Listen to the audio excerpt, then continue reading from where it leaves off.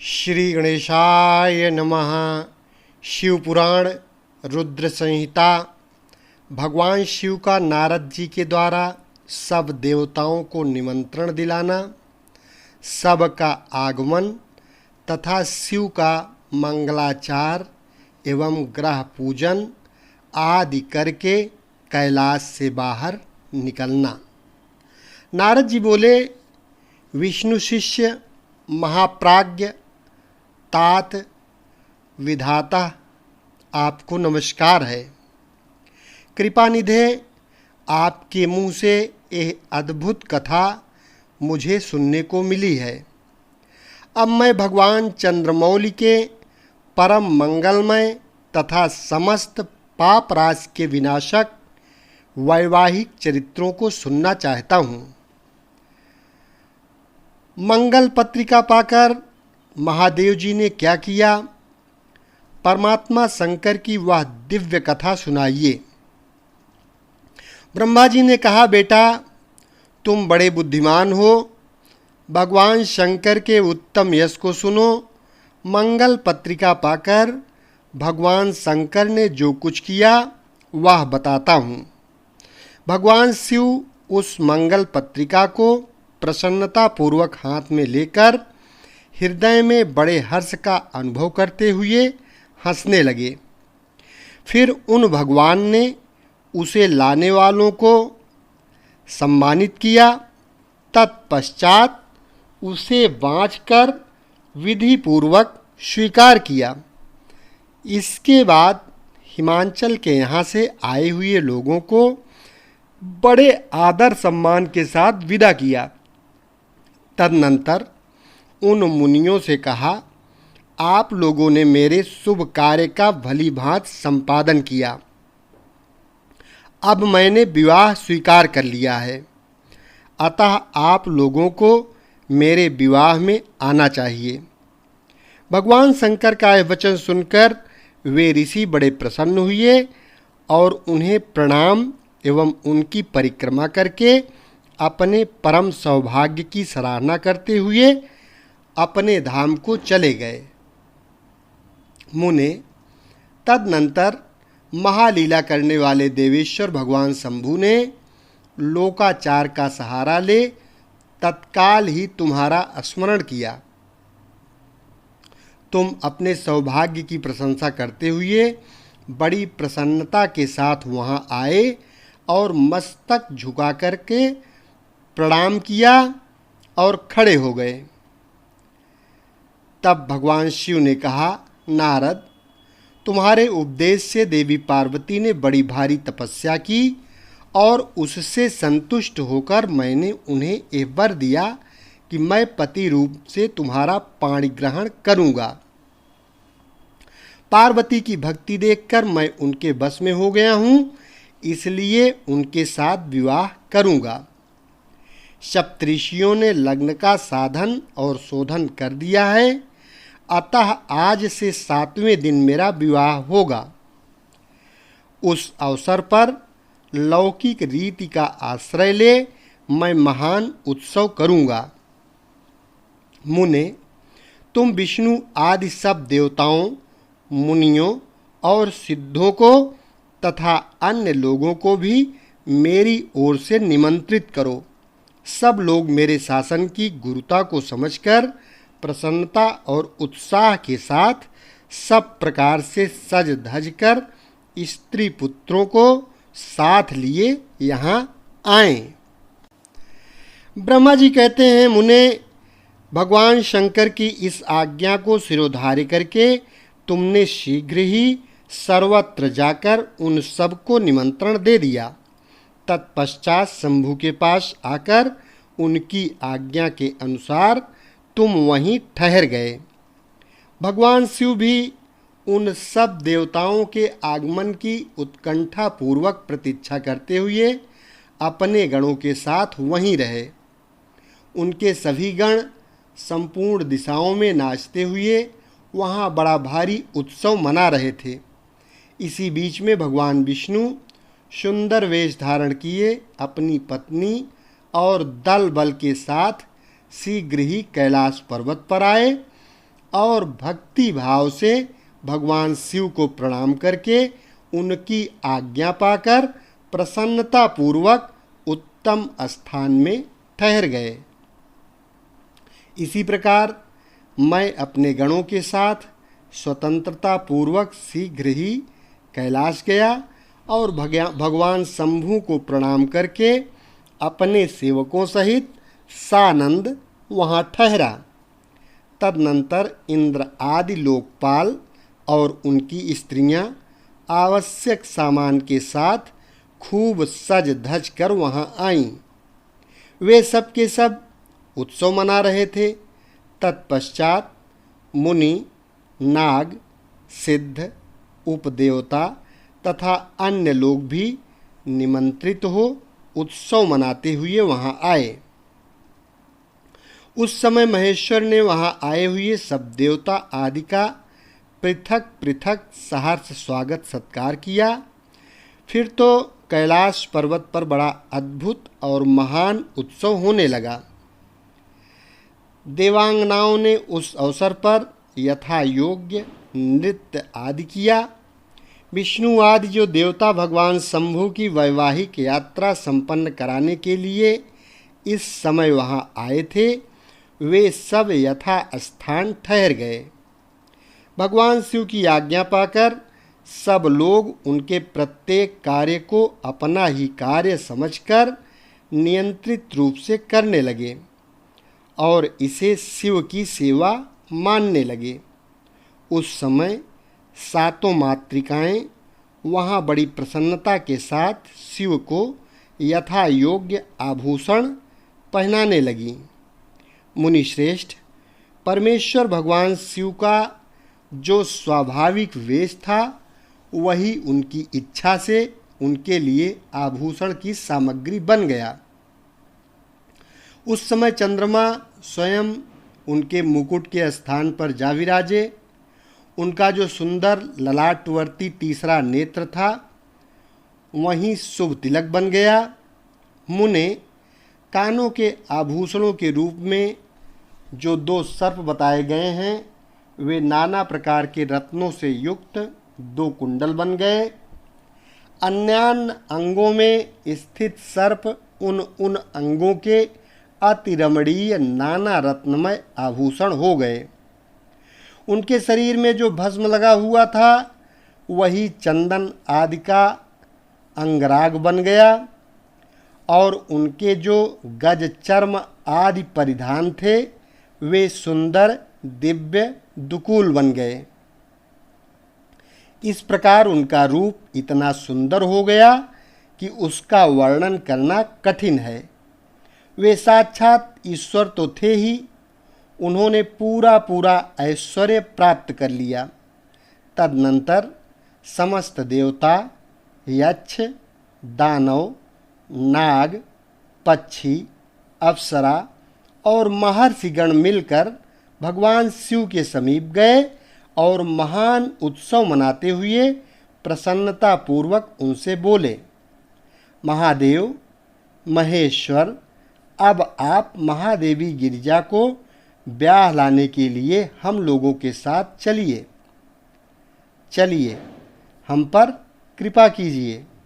तत्पश्चात विज्ञान से प्रसन्न हृदय वाले भगवान विष्णु ने भगवान शंकर को भक्ति भाव से प्रणाम करके उपरयुक्त प्रस्ताव के अनुरूप ही बात कही। भगवान विष्णु बोले, शरणागत वत्सल, देव महादेव, प्रभो, आप अपने भक्तजनों का कार्य सिद्ध करने वाले हैं, अतः मेरा एक निवेदन सुनिए। कल्याणकारी शंभो, आप गृह सूत्रोक्त विधि के अनुसार गिरिराज कुमारी पार्वती देवी के साथ अपने विवाह का कार्य कराइए।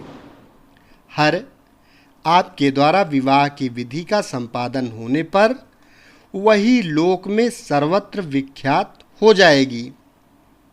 अतः नाथ, आप कुल धर्म के अनुसार प्रेम पूर्वक मंडप स्थापन और नांदी मुख श्राद्ध कराइए। तथा लोक में अपने यश का विस्तार कीजिए। ब्रह्मा जी कहते हैं, नारद, भगवान विष्णु के ऐसा कहने पर लोकाचार परायण परमेश्वर शंभु ने विधि पूर्वक सब कार्य किया। उन्होंने सारा आभ्युदयिक कार्य कराने के लिए मुझको ही अधिकार दे दिया था। अतः वहाँ मुनियों को साथ ले मैंने आदर और प्रसन्नता के साथ वह सब कार्य संपन्न किया। महामुने, उस समय कश्यप, अत्रि, वशिष्ठ, गौतम, भागुरी, गुरु, कण्व, बृहस्पति, शक्ति, जमदग्नि, पाराशर, मार्कंडेय, शिलापाक, अरुणपाल, अकृतसम, अगस्त्य, च्यवन, गर्ग, शिलाद, दधीच, उपमन्यु, भरद्वाज, अकृतव्रण, पिप्पलाद, कुशिक, कौत्स तथा शिष्यों सहित व्यास, ये और दूसरे बहुत से ऋषि जो भगवान शिव के समीप आए थे, मेरी प्रेरणा से विधि पूर्वक वहाँ आभ्युदयिक कर्म कराने लगे। वे सब के सब वेदों के पारंगत विद्वान थे। अतः वेदोक्त विधि से वैवाहिक मंगलाचार करके ऋग्वेद, यजुर्वेद और सामवेद के विविध उत्तम सूक्तों द्वारा महेश्वर की रक्षा करने लगे। उन सब ऋषियों ने बड़ी प्रसन्नता के साथ बहुत से मंगल कार्य कराए।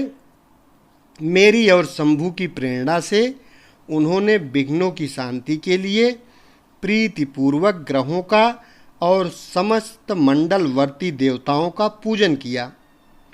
वह सब लौकिक वैदिक कर्म यथोचित रीत से करके भगवान शिव बहुत संतुष्ट हुए और उन्होंने प्रसन्नतापूर्वक ब्राह्मणों को प्रणाम किया। तदनंतर वे सर्वेश्वर महादेव देवताओं और ब्राह्मणों को आगे करके उस गिरि श्रेष्ठ कैलाश से हर्षपूर्वक निकले। कैलाश से बाहर जाकर देवताओं और ब्राह्मणों के साथ भगवान शंभु, जो नाना प्रकार की लीलाएं करने वाले हैं, सानंद खड़े हो गए। उस समय वहाँ महेश्वर के संतोष के लिए देवता आदि ने मिलकर बहुत बड़ा उत्सव मनाया। बाजे बजे तथा गान और नृत्य हुए। अध्याय 39 संपन्न हुआ। एक बार प्रेम से बोलो, देवादिदेव महादेव भोले शंकर की जय। भगवान शिव का बारात लेकर हिमालयपुरी की ओर प्रस्थान। ब्रह्मा जी कहते हैं, मुने, तदनंतर भगवान शंभु ने नंदी आदि सब गणों को अपने साथ हिमाचलपुरी को चलने की प्रसन्नता पूर्वक आज्ञा देते हुए कहा, तुम लोग थोड़े से गणों को यहाँ रखकर शेष सभी लोग मेरे साथ बड़े उत्साह और आनंद से युक्त हो गिरिराज हिमवान के नगर को चलो। फिर तो भगवान की आज्ञा पाकर गणेश्वर, शंखकर्ण, केकराच, विकृत, विशाख, पारिजात, विकृतानन, दुंदुभ, कपाल, संदारक, कंदुक, कुंडक, विष्टंभ, पिप्पल, सनादक, आवेशन, कुंड, पर्वतक, चंद्रतापन, काल, कालक, महाकाल, अग्निक, अग्निमुह, आदित्य मूर्धा, घनावह, शन्नाह, कुमुद, अमोक, कोकिल, सुमंत, काक, पादोदर, संतानक, मधुपिंग, कोकिल, पूर्णभद्र, नील, चतुर्वक्त्र, कर्ण, अहिरोमक, यज्वाच्छ, शतमन्यु, मेघमन्यु, काष्ठागूढ़, विरूपाक्ष, सुकेश, वृषभ, सनातन, तालकेतु, खड्मुख, चैत्र, स्वयं प्रभु, लक्षलीस, लोकांतक, दीप्तात्मा, दैत्यांतक, भृष्टिंग्रिड, देव प्रिय, अशनि, भानुक, प्रमथ तथा वीरभद्र अपने असंख्य कोटि कोटि गणों तथा भूतों को साथ लेकर चले। नंदी आदि गणराज असंख्य गणों से घिरे चले तथा क्षेत्रपाल और भैरव भी कोटि कोटि गणों को लेकर उत्सव मनाते हुए प्रेम और उत्साह के साथ चल पड़े। वे सब सहस्र हाथों से युक्त थे, सिर पर जटा का मुकुट धारण किए हुए थे। उन सब के मस्तक पर चंद्रमा और गले में नील चिन्ह थे तथा वे सब के सब त्रिनेत्रधारी थे। उन सब ने रुद्राक्ष के आभूषण पहन रखे थे, सभी उत्तम भस्म धारण किए थे और हार, कुंडल, केयूर तथा मुकुट आदि से अलंकृत थे। इस प्रकार देवताओं तथा दूसरे दूसरे गणों को साथ ले भगवान शंकर अपने विवाह के लिए हिमवान के नगर की ओर चले। चंडी देवी रुद्रदेव की बहन बनकर खूब उत्सव मनाती हुई बड़ी प्रसन्नता के साथ वहां आ पहुंची। वे शत्रुओं को अत्यंत भय देने वाली थीं।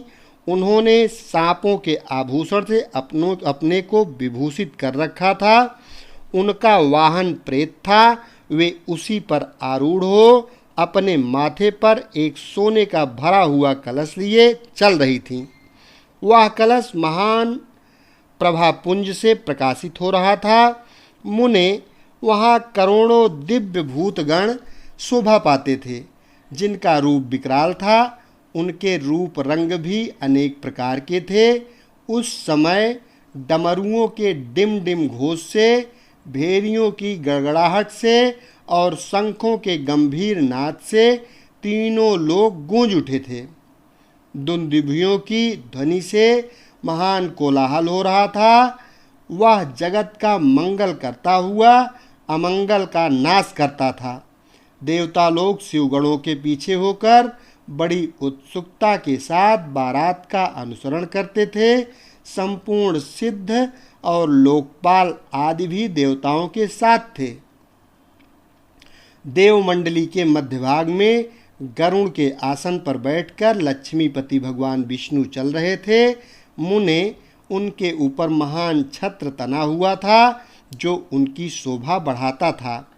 उन पर चंवर ढुलाए जा रहे थे और वे अपने गणों से घिरे हुए थे। उनके शोभाशाली पार्षदों ने उन्हें अपने ढंग से आभूषण आदि के द्वारा विभूषित किया था। इसी प्रकार मैं भी मूर्तिमान वेदों, शास्त्रों, पुराणों, आगमों, सनकादिक महासिद्धों, प्रजापतियों, पुत्रों तथा अन्यान्य परिजनों के साथ मार्ग में चलता हुआ बड़ी शोभा पा रहा था और शिव की सेवा में तत्पर था। देवराज इंद्र भी नाना प्रकार के आभूषणों से विभूषित हो ऐरावत हाथी पर आरूढ़ होकर अपने सेना के बीच से चलते हुए अत्यंत सुशोभित हो रहे थे। उस समय बारात के साथ यात्रा करते हुए बहुत से ऋषि भी अपने तेज से प्रकाशित हो रहे थे। वे शिवजी का विवाह देखने के लिए बहुत उत्कंठित थे। शाकिनी, यातुधान, वेताल, ब्रह्मराक्षस, भूत, प्रेत, पिशाच, प्रमथ आदि गण, तुम्बुरु, नारद, हाहा और हुहु आदि श्रेष्ठ गंधर्व तथा किन्नर भी बड़े हर्ष से भरकर बाजा बजाते हुए चले। संपूर्ण जगन्माताएं, सारी देवकन्याएं, गायत्री, सावित्री, लक्ष्मी और अन्य देवांगनाएं, ये तथा दूसरी देवपत्नियां जो संपूर्ण जगत की माताएं हैं, शंकर जी का विवाह है, यह सोचकर बड़ी प्रसन्नता के साथ उसमें सम्मिलित होने के लिए गईं। वेदों, शास्त्रों, सिद्धों और महर्षियों द्वारा जो साक्षात धर्म का स्वरूप कहा गया है तथा जिसकी अंग कांति शुद्ध स्फटिक के समान उज्जवल है, वह सर्वांग सुंदर वृषभ भगवान शिव का वाहन है। धर्मवत्सल महादेव जी के उस वृषभ पर आरूढ़ हो सबके साथ यात्रा करते हुए बड़ी शोभा पा रहे थे। देवर्षियों के समुदाय उनकी सेवा में उपस्थित थे। इन सब देवताओं और महर्षियों के एकत्र हुए समुदाय से महेश्वर की बड़ी शोभा हो रही थी। उनका बहुत श्रृंगार किया गया था। वे शिवा का पाणी ग्रहण करने के लिए हिमालय के भवन को जा रहे थे। नारद इस प्रकार बारात की यात्रा संबंधी उत्तम उत्सव से युक्त शंभु का चरित्र कहा गया। अब हिमालय नगर में जो सुंदर वृत्तांत घटित हुआ उसे सुनो। अध्याय 40 संपन्न हुआ। एक बार प्रेम से बोलो देवादिदेव महादेव की जय। शेष अगले भाग में।